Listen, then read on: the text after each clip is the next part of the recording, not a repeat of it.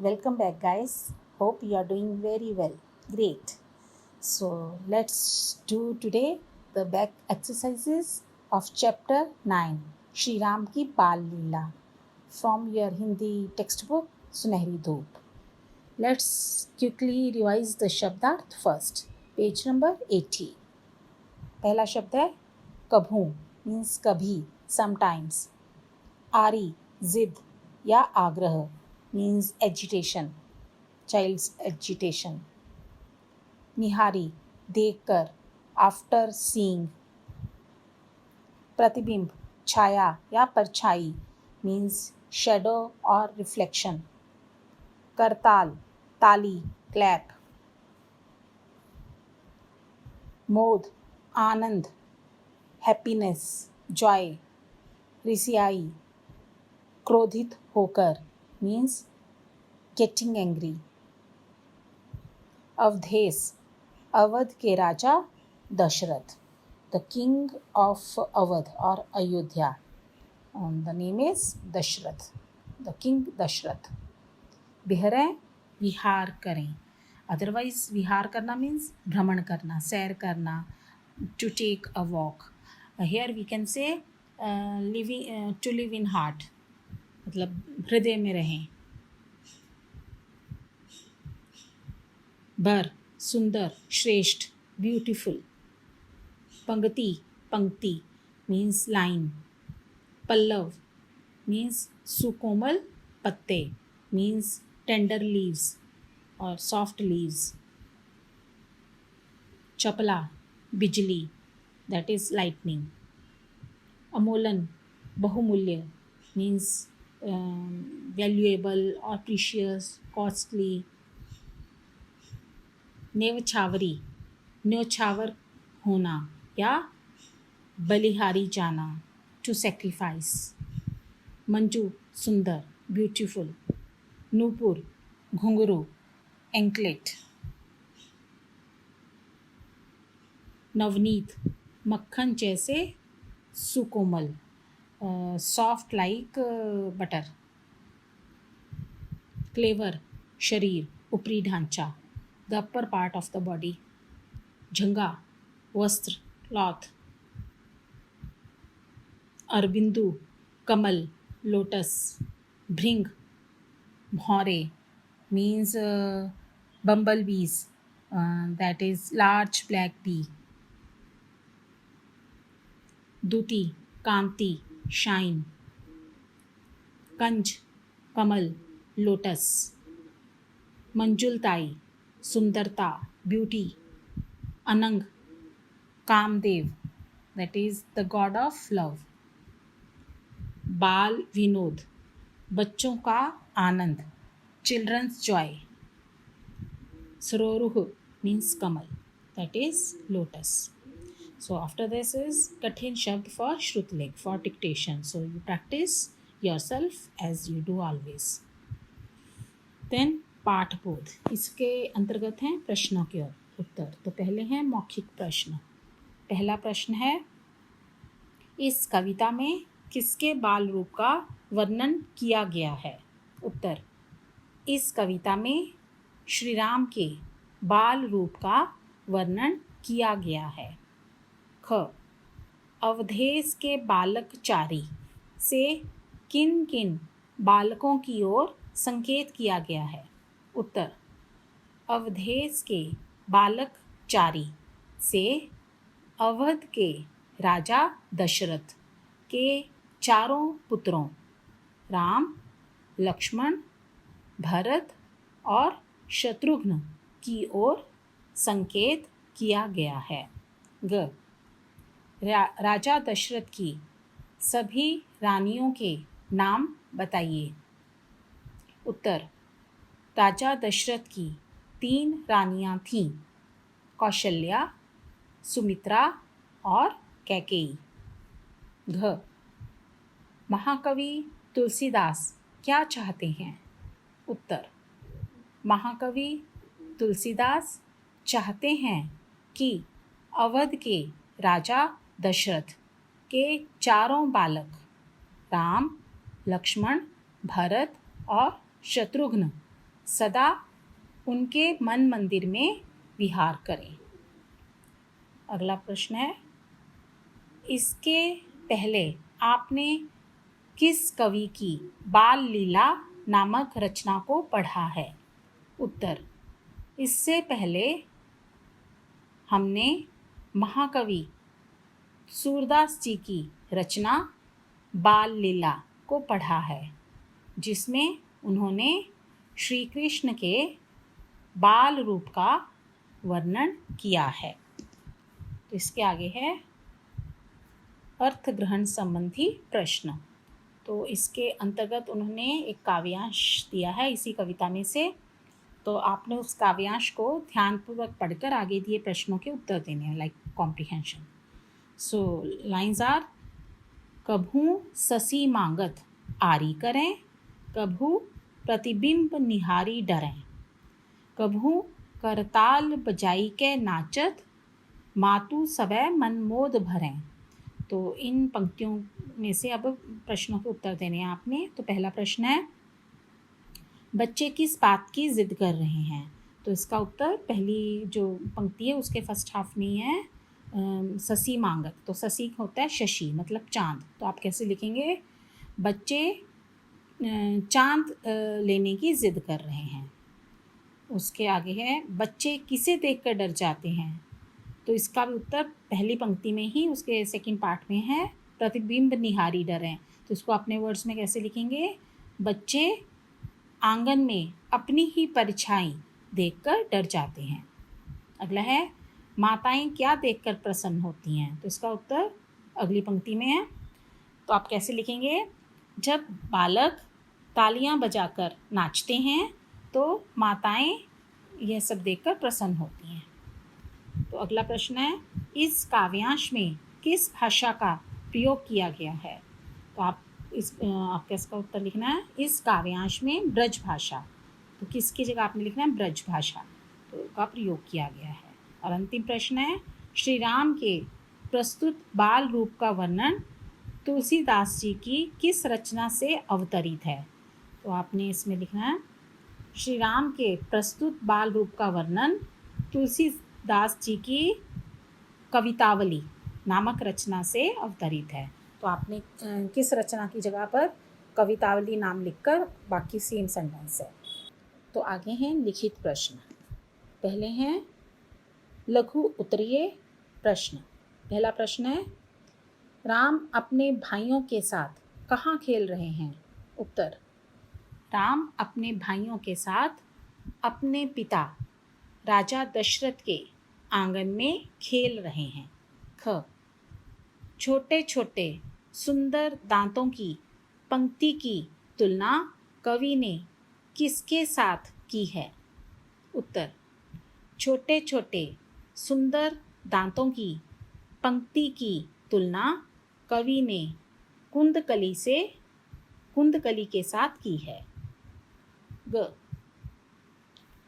बालकों की मीठी बोली सुनकर कवि की क्या स्थिति होती है? उत्तर, बालकों की मीठी बोली सुनकर कवि उन पर बलिहारी जाते हैं। घ, कवि के अनुसार संसार में जीवन जीने का सच्चा फल कौन प्राप्त करता है? उत्तर, कवि के अनुसार जिसके मन में श्री राम के अलौकिक बाल रूप की सुंदर छवि बस जाती है, उसे ही संसार में जीवन जीने का सच्चा सुख प्राप्त होता है। सच्चा सुख या सच्चा फल प्राप्त होता है। आगे अंतिम प्रश्न है, बालकों के हंसने पर कवि को कैसा प्रतीत होता है? उत्तर, बालकों के हंसने पर कवि को ऐसा प्रतीत होता है मानो बादलों में बिजली चमक रही हो। आगे हैं दीर्घ उत्तरीय प्रश्न। क, राजा दशरथ के आंगन में बच्चे कौन कौन से खेल किस प्रकार खेल रहे हैं? उत्तर, राजा दशरथ के आंगन में खेलते हुए ये बच्चे कभी चांद लेने की जिद करते हैं तो कभी आंगन में अपनी ही परछाई देखकर डर जाते हैं। कभी ताली बजाकर जब नाचने लगते हैं तो अपनी माताओं के मन को आनंद से भर देते हैं। कभी क्रोध में भरकर कुछ कहने लगते हैं तो कभी जिद करके वही वस्तु लेकर रहते हैं जिसके लिए वे हठ करते हैं। ख, श्री राम के मुखमंडल के सौंदर्य का वर्णन कवि ने किस प्रकार किया है? उत्तर, श्री राम के मुखमंडल के सौंदर्य का वर्णन करते हुए कवि कहते हैं कि श्री राम के सुंदर दांतों की पंक्ति कुंदकली के समान है और होंठ सुकोमल पत्तियों के समान हैं। घुंघराली लटें चेहरे पर लटक रही हैं और कानों के कुंडल गालों को छू रहे हैं। ग, राजा दशरथ की गोद में श्री राम किस प्रकार सुशोभित हो रहे हैं?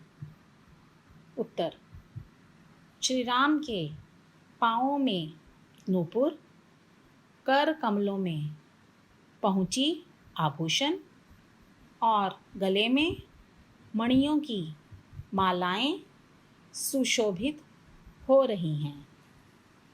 उनके मक्खन के समान कोमल तन पर पीले वस्त्रों की झलक देखकर राजा दशरथ पुलकित हो उन्हें गोद में उठा लेते हैं।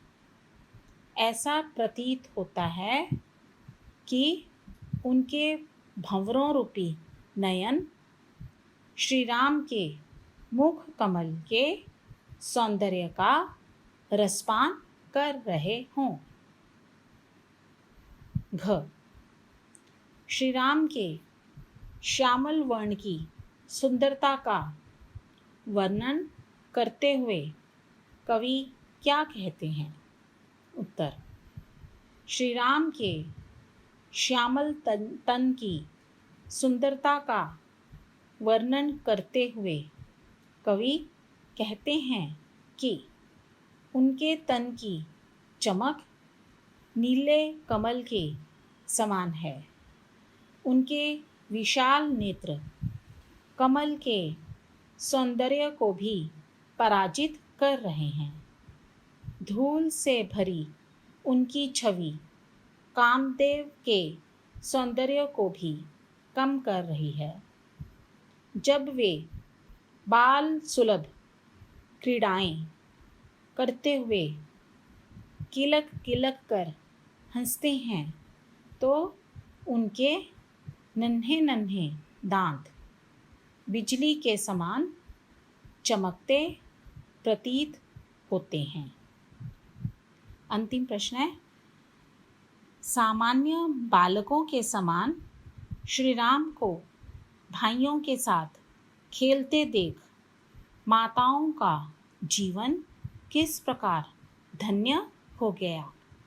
उत्तर, सामान्य बालकों के समान अपने भाइयों के साथ खेलते हुए श्री राम कभी चांद लेने की जिद करते हैं तो कभी आंगन में अपनी ही परछाई देखकर डर जाते हैं। कभी तालियां बजा बजा कर नाचने लगते हैं तो कभी क्रोध में भरकर कुछ कहने लगते हैं। भगवान की ये बाल सुलभ लीलाएं जो देवताओं के लिए भी दुर्लभ हैं, उन्हें देखने का सौभाग्य श्री राम की माताओं को सहज ही प्राप्त हो रहा है। इसलिए कवि ने श्री राम की माताओं के जीवन को धन्य कहा है। तो इसके आगे है काव्य सौंदर्य, मतलब ब्यूटी ऑफ पोइट्री। तो इसके बारे में पढ़ते हैं यहाँ से। रस सिद्ध तुलसीदास जी। रस सिद्ध मतलब रस के ज्ञान में, रसों के ज्ञान में जो एक्सपर्ट हैं। सिद्ध मतलब सिद्धस्थ, मतलब एक्सपर्ट हैं। मतलब रस क्या होते हैं? जो आनंद जिसको कहते हैं, कविता का आनंद। जैसे कि ये 9 होते हैं, जैसे कि कहें हास्य रस, भक्ति रस, करुण रस, वीर रस, रौद्र रस, भयानक रस, ऐसे। तो इस कविता में जैसे भक्ति रस है, ठीक है। तो जो रस में सिद्धस्थ हैं, एक्सपर्ट हैं तुलसीदास जी। तुलसीदास जी की काव्य रचना में अलंकार अति स्वाभाविक एवं सुंदरतम रूप में दिखाई देते हैं।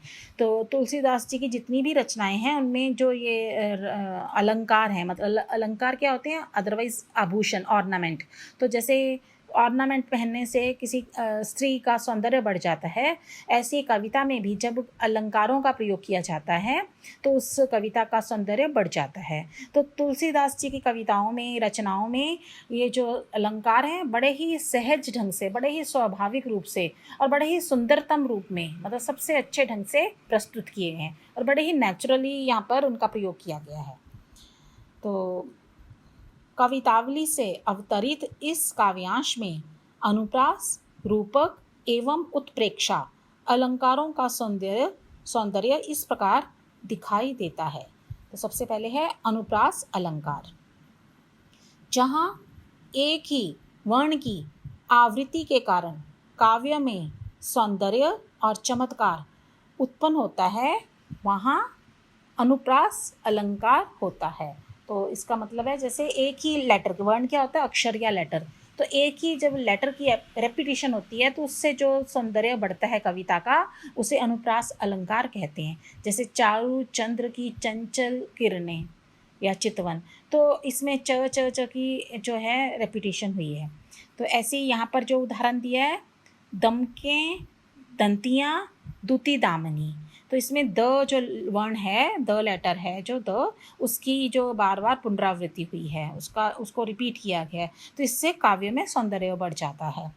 तो ऊपर लिखे उदाहरण में द वर्ण की आवृत्ति से अद्भुत नाद सौंदर्य मतलब जो ध्वनि का सौंदर्य, जैसे उसमें एक रिदम आ रही है, एक साउंड में एक सौंदर्य उत्पन्न हो रहा है। द जब बार बार सुनते हैं तो वो जो नाद सौंदर्य उत्पन्न होता है एवं चमत्कार उत्पन्न हो रहा है, इसलिए यहाँ अनुप्रास अलंकार है।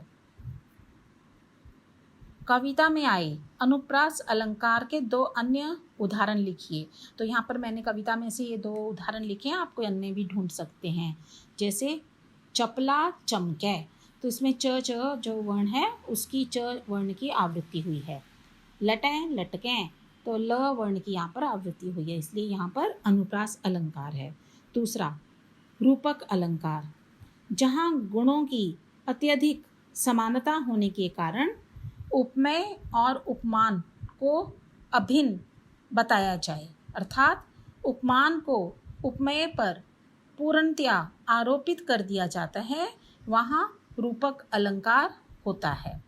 इसका अर्थ है जैसे कि हम तुलना करते हैं किसी वस्तु की, जैसे हम कहें कमल जैसे नयन, कमल जैसे सुंदर नयन, तो हम आँखों की तुलना कमल से कर रहे हैं। पर जब हम कहें कमल नयन, तो नयन ही कमल हो गए।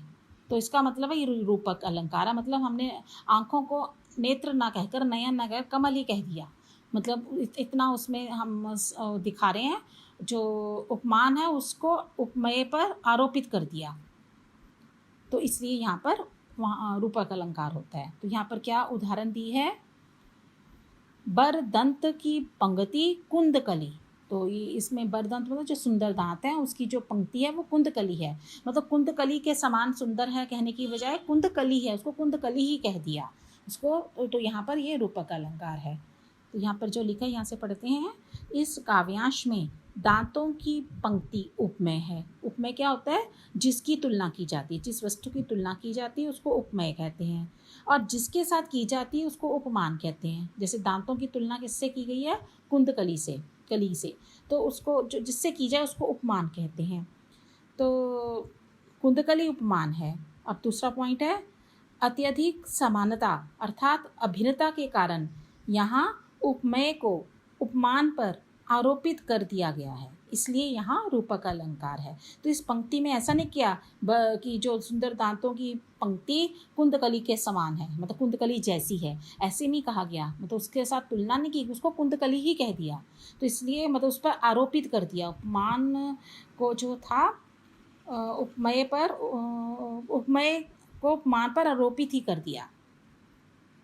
तो इसलिए यहाँ पर रूपक अलंकार है। तो आपने यहाँ पर भी काव्यांश में से रूपक अलंकार का एक अन्य उदाहरण लिखना है। तो मैंने लिखा है अधराधर पल्लव। तो जो होंठ हैं उन्हें पल्लव जैसा नहीं कहा, पल्लव ही कह दिया, मतलब सॉफ्ट जो लीव्स हैं मतलब उन्हें वही कह दिया। ये मतलब उसके जैसे, मतलब लीव्स के जैसे सॉफ्ट नहीं कहा, लीव्स ही कह दिया, तो उसको कहते हैं रूपक अलंकार।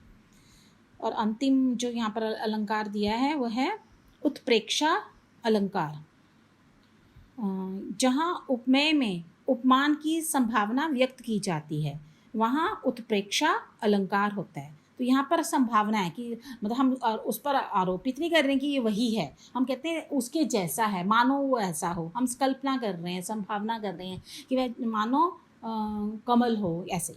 जैसे इस अलंकार के वाचक शब्द हैं, मतलब कैसे पता चलेगा, वाचक शब्द का मतलब हमें कैसे पता चलेगा कि यहाँ पे उत्प्रेक्षा अलंकार है, वहाँ पर इन शब्दों का प्रयोग किया गया होगा, जैसे मनु, मानो, जनु, ज्यों, जनहू, मनहू, जानो आदि। जैसे हम कहते हैं ना कि मानो ऐसा हो, जैसे ऐसा हो, तो हम जब इन वर्ड्स का प्रयोग करते हैं तो ये आपको एक पहचान मिल जाएगी कि यहाँ पर उत्प्रेक्षा अलंकार है।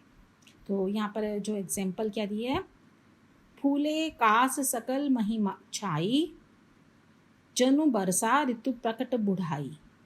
इस काव्यांश में कास के फूल उपमेय और वर्षा ऋतु का बुढ़ापा उपमान है।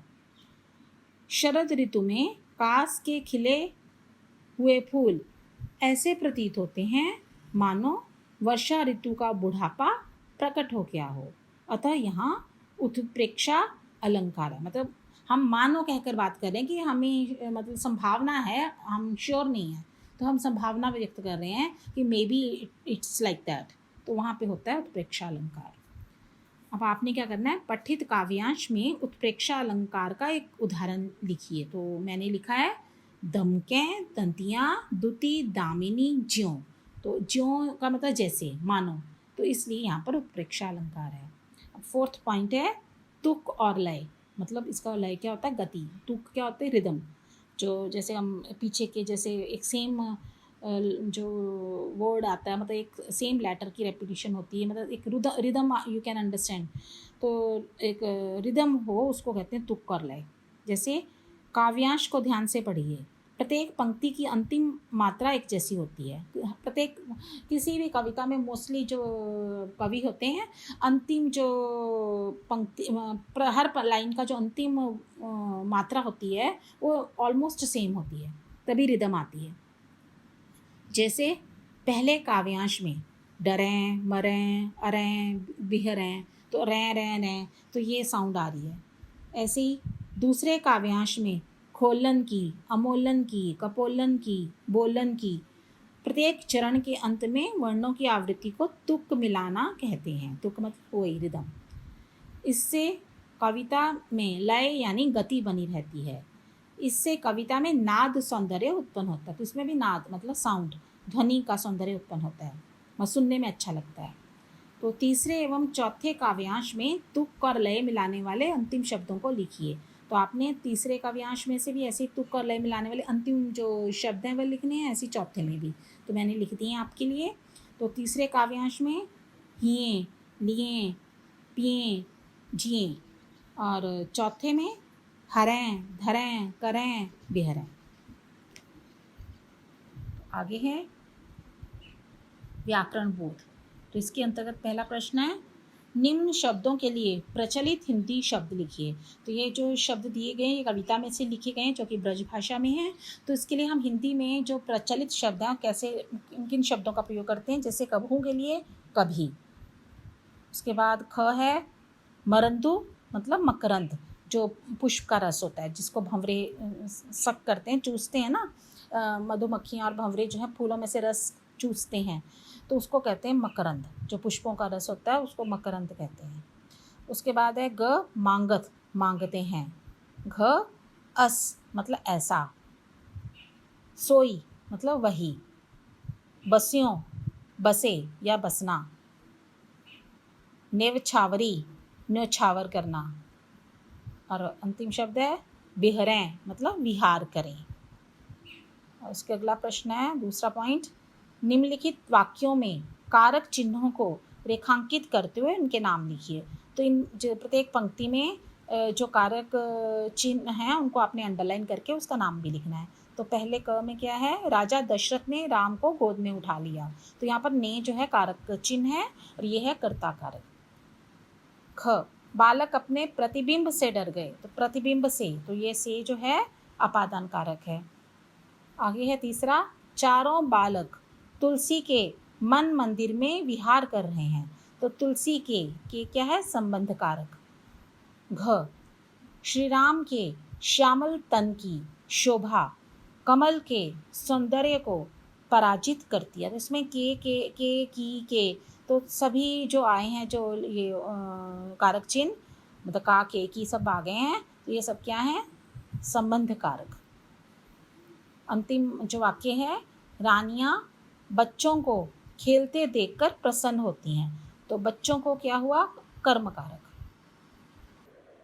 नेक्स्ट पॉइंट है ने का प्रयोग। ने का प्रयोग भूतकाल की क्रिया के साथ, मतलब पास्ट टेंस क्रिया मतलब वर्ब के साथ किया जाता है। वर्तमान काल या भविष्यत काल, वर्तमान मीन्स प्रेजेंट टेंस, भविष्यत मतलब फ्यूचर टेंस के साथ ने का प्रयोग नहीं किया जाता है। ने के प्रयोग संबंधी कुछ आवश्यक बातें इस प्रकार हैं। क जब कर्ता के साथ, कर्ता मतलब सब्जेक्ट के साथ ने का प्रयोग किया जाता है तो क्रिया सामान्यतः सकर्मक होती है। जैसे राम ने ताली बजाकर नृत्य किया। तो सकर्मक क्या होती है, जिसमें कर्म भी होता है, जिस क्रिया में कर्म भी होता है। जैसे क्या बजाकर नृत्य किया, ताली बजाकर, तो ताली कर्म है। ऐसे ही दूसरा पॉइंट है, ने का प्रयोग सदैव कर्ता, कर्ता मतलब जो संज्ञा है, मतलब नाउन के साथ के ठीक बाद में किया जाता है। जैसे राम ने, तो राम यहाँ पर कर्ता है या सब्जेक्ट है, तो और इसको नाउन भी कहते हैं। उसके एकदम इमीडिएट बाद ही ने का प्रयोग किया गया। राम ने माताओं को प्रसन्न किया। ग ने को सर्वनाम शब्दों के साथ जोड़ दिया जाता है और इसी ने को संज्ञा के साथ जब लिखा जाता है तो संज्ञा जो है, जो नाउन जो है उसके बाद लिखा जाता है, उसके साथ जोड़कर नहीं लिखा जाता। पर सर्वनाम में, प्रोनाउन में ने को उस प्रोनाउन वर्ड के साथ जोड़कर लिखा जाता है। जैसे उन्होंने, उसने, मैंने, तो मैं और ने अलग अलग नहीं लिखा, ऐसे उस ने अलग नहीं लिखा। उसने हम एक साथ लिखते हैं, मैंने हम एक साथ लिखते हैं, तुमने हम एक साथ तुमने ऐसे नहीं लिखते। पर जब संज्ञा के साथ हम ने का प्रयोग करते हैं तो सेपरेट लिखते हैं। जैसे राम ने, मोहन ने, तो अलग अलग करके मोहन के साथ ही ने नहीं जोड़ देते, पर प्रोनाउन में जोड़ कर लिखते हैं। तो जैसे उन्होंने खेलना प्रारंभ किया, तो उन्होंने में ने को साथ जोड़कर लिखा गया है। तो अब आपने इस ने का प्रयोग करते हुए रिक्त स्थानों की पूर्ति करनी है। तो वेरी इजी दिस इज, सब में ने का प्रयोग ही होना है, जस्ट फॉर प्रैक्टिस। तो जैसे क है, राम ने पिता दशरथ को बुलाया। तो अब यहाँ पर इन सभी में आप देखें, ऑल सेंटेंसेस जो फर्स्ट वर्ड है वो नाउन ही है, मतलब जो सब्जेक्ट है वो नाउन है, प्रोनाउन कहीं नहीं है। यदि प्रोनाउन होता तो हम ने को साथ जोड़ कर लिखते, तो ये सब नाउन है तो इसलिए हमने ने सेपरेट लिखा है। जैसे राम ने, हमने डिस्टेंस पे लिखा है। राम ने पिता दशरथ को बुलाया। बच्चों ने, तो बच्चे भी जो हैं नाउन है, तो हमने बच्चों ने खेलना प्रारंभ किया, तो हमने गैप डालकर लिखा है। ऐसे ही तीसरे में भी बच्चों ने ताली बजाकर नृत्य किया। चौथा है माताओं ने बच्चों को गोद में उठा लिया। और अंतिम है तुलसी ने श्री राम की महिमा का वर्णन किया। तो ये सभी में हमने जो ने लिखा है वो थोड़ा स्पेस देकर लिखा है, एकदम साथ जोड़ कर नहीं लिखा, क्योंकि ये सारे जितने भी सब्जेक्ट हैं, जितने भी यहाँ पर नाम आए हैं, ये सब नाउन हैं। प्रोनाउन इनमें कोई भी नहीं है, इसलिए ने सेपरेटली लिखा गया है, जोड़कर नहीं। So that's it, we'll meet soon with the next topic. Stay tuned. Goodbye for now.